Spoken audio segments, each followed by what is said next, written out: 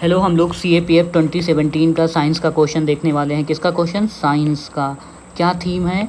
इसमें जो important themes हैं वो NCERT से ही हैं, पहले तो ये बात बता दें। क्वेश्चन रिपीट हैं, काफ़ी क्वेश्चन रिपीट हैं, बट दोस्त जो ये 2017 वाला क्वेश्चन है ना, इसमें एक बहुत इम्पॉर्टेंट फैक्टर ये है कि जो हम देखने वाले हैं, एक मिनट चाबी रखते हैं, ये है ना कि इसमें 11th क्लास और क्लास 12th की फ़िज़िक्स और केमिस्ट्री को भी टच कर रहा है।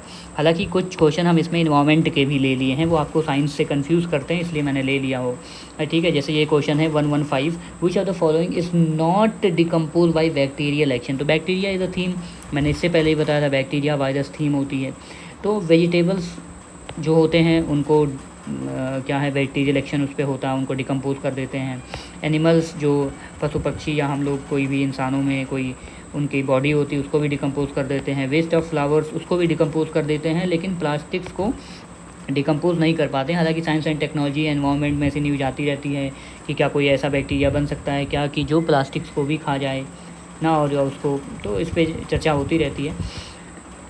एंड उसके बाद में अगला क्वेश्चन है कार्बोरंडम। कार्बोरंडम क्या है? ठीक है, तो it is used as abrasive, because abrasive term सुन के आपको याद रहा होगा कि जब नदियाँ पहाड़ से आती हैं तो अब्रेसिव एक्शंस करती हैं ना, तो कुछ उनके द्वारा लैंडफॉर्म्स बनाए जाते हैं, उसमें भी पढ़ाया जाता है, डिफ्लेशन होता है, क्रोजन होता है। ठीक है, तो ये अब्रेसिव एक्शन होता है। अब एब्रेसिव मतलब वो रगड़ करना या उसको बोलते हैं अब्रेसिव एक्शंस। ये क्यों होता है? क्योंकि ये एक्सट्रीमली हार्ड होता है। लेकिन अब सोचो, आप ये भी तो पूछो कि भाई ये होता क्या है कार्बोरंडम। ठीक है, कहना क्या चाहते हो? तो ये सिलिकॉन का कार्बाइड होता है, ये आप याद रखते हैं कि सिलिकॉन का कार्बाइड होता है।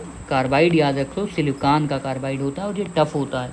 ठीक है, ये मतलब काफ़ी टफ़ होता है। ठीक है, तभी तो अब्रेसिव एक्शन कर पाएगा ना, हार्ड होगा तो। अगला है which are the following is a major effect of long term consumption of drinking water containing little और नो फ्लोराइड। इससे पहले क्वेश्चन पूछा था कि फ्लोराइड को एक्सेस में लेने से कौन सा डिजीज़ होता है, तो फ्लोरोसिस होता है। ठीक है, बट इसमें क्या है, अगर कम लोगे तो भी कैविटी ऑफ टूथ हो जाएगा। ठीक है, या इनेमल का डेवलपमेंट अच्छे से नहीं हो पाएगा। Enamel is again a theme, ठीक है, जो hardest part of our body है। तो ये भी याद रखना कि फ्लोराइड से क्या होता है, नाइट्राइड से क्या होता है, मरकरी से क्या होता है। हालांकि इसमें क्वेश्चन पूछा भी गया, आगे देखेंगे। बायो मैग्नीफिकेशंस क्या होता है? देखो कुछ ऐसे पोल्यूटेंट्स हैं जो, सपोज़ करो कोई नॉन वेज है, ठीक है, नॉन वेज है, उसी का एग्जांपल मैं ले लेता हूँ। फ़िश ने कुछ खाया, ठीक है, कोई पोल्यूटेंट्स है नाइट्रोजनस या सल्फरस, वो ओशन में गया, उसको फ़िश ने खाया। फिर कोई इंसान है, वो फ़िश को खा रहा है, फिर उसका परिवार खा रहा है, फिर वही बच्चों में भी जा रहा है। तो आप लोग ऐसा न्यूज़ देखते होंगे कि आजकल के जो बच्चे हैं उनमें भी प्लास्टिक्स पाया जा रहा है, जिनका जन्म हो रहा है, नवजात जो शिशु हैं। तो ये किससे? क्योंकि एक्यूमुलेशन और बायो मैग्नीफाई हो जाता है ना, तो आगे चल के पहले एक्यूमुलेट होता है फिर मैग्नीफाई होता है। तो ऐसे नॉन बायोडिग्रेडेबल, इसी को बोलते हैं बायो मैग्नीफिकेशन। ठीक है, जो फूड चैन के थ्रू आगे आगे बढ़ता रहता है। अगला क्वेश्चन है free swimming microscopic animals in an aquatic environment are referred as nektons बोलते हैं इनको। ठीक है, ये फिश और लोबस्टर्स जो फ्री स्विम करते रहते हैं समंदर में। इकोलॉजिकलनेस क्या होता है? ये स्पेसिफिक हैबिटेट ऑफ एनवायरनमेंट होता है। ये भी एनवायरनमेंट का क्वेश्चन है। ये भी एनवायरनमेंट का क्वेश्चन है कि which are the following statement about air pollution caused by diesel engine. Diesel engine क्या होता है बताओ? कंप्रेशन के उस पर काम करता है। तो क्योंकि ये large quantity of carbon monoxide release करता है at lower temperature and nitrogen oxide at higher temperature. तो ये याद करने वाली बात है, ये टफ क्वेश्चन था। वैसे तो आप बता सकते हो कि भाई हाँ carbon monoxide and nitrogen oxide, लेकिन ये हाई टेम्परेचर लो टेम्परेचर करके कंफ्यूज कर रहा है बार बार। अगला अब हम साइंस पे चलते हैं, ये भी एक इन्वायरमेंट का क्वेश्चन है। Study of a single species and the environment factor in its habitat is called auto ecology बोलते हैं इसको। Presence of ozone in atmosphere is important because it absorbs ultraviolet B radiation।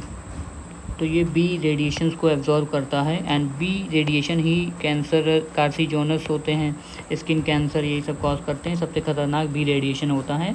और अब मैं आपसे पूछूं कि ओजोन लेयर किस लेयर में पाया जाता है, लाइक किस लेयर ऑफ एटमॉस्फेयर में? तो ये स्ट्रेटोस्फीयर में पाया जाता है, जिसकी 18 to 13 किलोमीटर्स की या समटाइम 15 किलोमीटर तक इसकी रेंज होती है। देखो which of the following disease is caused by cadmium. ये आपको बताओ कैडमियम से क्या होता है? टाई फ्लोरोसिस, तो फ्लोरियम से होता है। मिनामाटा मरकरी से होता है। ब्लूबेरी नाइट्रेट से होता है। तो इटाई कैडमियम से हो जाता है। Which are the following is the chemical name of heavy water. See ये साइंस का क्वेश्चन है। हैवी वाटर क्या होता है भाई? हैवी वाटर कुछ अलग थोड़ा होता है, 2H1 होता है जो ड्यूटेरियम ऑक्साइड होता है ना। अब जो आइसोटोप इज़ अ थीम, इस पर ये क्वेश्चन रिपीट है, ठीक है। तो यही ड्यूटेरियम ऑक्साइड होता है जिसको मॉडरेटर की तरह यूज किया जाता है। मॉडरेटर का क्या काम होता है न्यूक्लियर रिएक्टर में? जो न्यूट्रॉन्स निकलते हैं उनको स्लो कर देते हैं भाई। क्यों? क्योंकि हमें कंट्रोल्ड रिएक्शन चाहिए, हमें इलेक्ट्रिसिटी बनाना है, बॉम्ब नहीं बनाना है, ठीक है। तो जब बॉम्ब की बारी होती है तो क्या होता है? अनकंट्रोल्ड रिएक्शन होता है, बट हमें कंट्रोल करना है न्यूट्रॉन की स्पीड को, इसलिए ड्यूटेरियम ऑक्साइड को मॉडरेटर की तरह यूज़ किए जाते हैं। इसी को हैवी वाटर कहते हैं। Liquid water is denser than ice due to. Liquid water क्यों होता है भाई? ये क्लास 11th के हाइड्रोजन बॉन्डिंग वाले चैप्टर से है, ठीक है। ये हाइड्रोजन बॉन्डिंग ऑप्शन भी है, तो यही सही होगा। लिक्विड वाटर जनरली आप सोचोगे कि लिक्विड है तो उसकी डेंसिटी कम ही होनी चाहिए भाई, होती भी है, सही बात है। लेकिन वाटर के केस में ये डिफरेंस होता है क्योंकि वाटर का स्ट्रक्चर ऐसा होता है, ठीक है। तो वो बहुत ज़्यादा मैं डिटेल में नहीं जाना चाहूँगा। आप शायद पढ़े भी होंगे साइंस से, तो आपने पढ़ा होगा। जस्ट इसमें याद रखना हाइड्रोजन बॉन्डिंग। और 4 डिग्री पे वाटर की डेंसिटी सबसे ज़्यादा होती है, ये भी क्वेश्चन पूछा जाता है। एक्चुअली ये जो मरीन लाइफ है ना, स्पेशली जो पोलर एरियाज़ हैं वहाँ पे देखो फ्रीज हो जाता है सब कुछ, लेकिन फिश फिर भी सर्वाइव करती। सेम ये एग्जांपल भी NCERT में दे रखा 11th क्लास में, ठीक है। तो हाइड्रोजन बॉन्डिंग याद रखना। अगला क्वेश्चन है the mass number of an element is not change when it emits. देखो अब इसमें आप एक याद रखना, अल्फ़ा डिके क्या होता है। देखो इसमें अल्फ़ा अल्फ़ा अल्फ़ा सब में है, तो अल्फ़ा को अगर एलिमिनेट कर दोगे तो C आंसर हो जाएगा हमारा। लेकिन जानो तो क्या अल्फ़ा बीटा और गामा होता क्या है। तो जब भी अल्फ़ा डिके होता है उसमें 2 न्यूट्रॉन निकलते हैं और 2 प्रोटॉन निकलते हैं। अगर भाई न्यूक्लियस से न्यूट्रॉन प्रोटॉन निकल रहा है तो यही तो मिलके मास बनाता है, तो मास तो चेंज ही होगा। तो देखो अल्फ़ा यहाँ भी है, अल्फ़ा यहाँ भी है, तो मास नंबर तो यहाँ भी चेंज हो रहा है। लेकिन गामा और बीटा में मास नंबर नहीं चेंज होता। क्यों नहीं होता है मैं आपको बता रहा हूँ। क्योंकि अब समझ लेते हैं बीटा क्या होता है। बीटा डीके क्या होता है? बीटा डीके इससे पहले पूछा गया है 2014 में या 15 में मैंने कराया है। Because in beta decay what happens that 1 neutron change into protons and 1 electrons also emits, ठीक है। तो बीटा डीके में कोई चेंज नहीं होता। And what happens in gamma decay? In gamma decay neutron and protons remains inside the nucleus, ठीक है। तो इसमें कोई चेंज नहीं होता। तो आप ये याद रखना कि beta decay and gamma radiation में कोई चेंज नहीं होता। लेकिन अल्फ़ा याद है तो उससे आप कर सकते हैं। Which of the following has joined the terms quark, the fundamental particles that make up protons and neutrons in an atomic nucleus. तो जो न्यूक्लियस होता है उसमें प्रोटॉन न्यूट्रॉन होते हैं और वो प्रोटॉन न्यूट्रॉन क्वार्क से मिलके बनते हैं। इसको मुरे जेलमैन ने डिस्कवर किया था, क्वार्क टर्म दिया था। ये फंडामेंटल पार्टिकल या पार्टिकल फिजिक्स में पढ़ाया जाता है। ब्रोंज क्या होता है? ब्रोंज कॉपर और टिन का अलॉय होता है। ब्रास क्या होता है? ब्रास कॉपर एंड जिंक का अलॉय होता है, ये भी याद रखना। ऐसे ही अलॉय इज़ अ थीम, ये सारे याद कर लेना। Which are the following instrument is use for measuring moisture hygrometer से करते हैं, हाइड्रोमीटर से स्पेसिफिक ग्रेविटी करते हैं, हाइप्सोमीटर से हाइट करते हैं एंड पिक्नोमीटर से डेंसिटी करते हैं। Which of the following is not correct about organic farming? ये एग्रीकल्चर से कह सकते हो, इन्वायरमेंट से कह सकते हो। तो ऑर्गेनिक फार्मिंग में क्या हम जेनेटिकली मॉडिफाइड सीड्स नहीं यूज़ कर सकते हैं, तो ये नहीं होगा। सिंथेटिक पेस्टिसाइड्स नहीं यूज़ कर सकते हैं। It uses minimal crop rotation. क्यों भाई? क्रॉप रोटेशन जितना करोगे उतना ज़्यादा सॉइल की फर्टिलिटी बढ़ेगी, तो यही गलत हो जाएगा और यही हमारा सही हो जाएगा आंसर। नॉट करेक्ट पूछा है तो C is correct option. It uses ecologically protective practices, yes it uses. Which of the following element is present in the green pigment of leaves? Magnesium, काफ़ी इंपॉर्टेंट क्वेश्चन है, कई बार आता है और आपको आता भी होगा। मैग्नीशियम को यूज़ किया जाता है which is present in the green pigment of the leaves. Methyl isocyanide देखते ही आंसर मार दो, क्योंकि ये भोपाल गैस ट्रेजेडी में यही निकला था। अगला क्वेश्चन है which are the following diseases are caused by consumption of water में अगर मरकरी है तो क्या हो जाएगा? मरकरी है तो मिनामाटा हो जाएगा। मिनामाटा कन्वेंशन भी है, उसकी अभी 2023 में मीटिंग भी हुई थी, 5th मीटिंग। और ब्लू बेबी सिंड्रोम नाइट्राइट से होता है, ठीक है।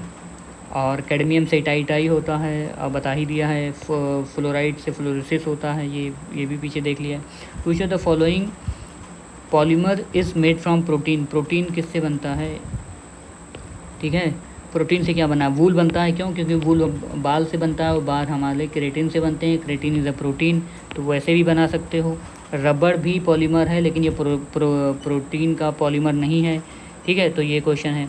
Which of the following is artificial sweetness is modified sugar, देखो इसमें से सारे ही क्या हैं, शुगर हैं, वो भी आर्टिफिशियल हैं, लेकिन जो शुगर का मॉडिफाइड रूप है वो सुक्रालोज है। तो टर्म से भी जा सकते हो, वैसे याद कर सकते हो। ये बहुत मीठी होती है, अराउंड काफ़ी मीठी होती है। एस्पार्टेम भी होती है। अभी एस्पार्टेम वॉज न्यूज़, क्योंकि कार्सिनोजेनस मतलब कैंसर से रिलेटेड कुछ ये न्यूज़ में भी था 2024 में, तो ये भी याद रखना। बाकी ये सैकरिन्स है, ये भी काफ़ी मीठी होती है।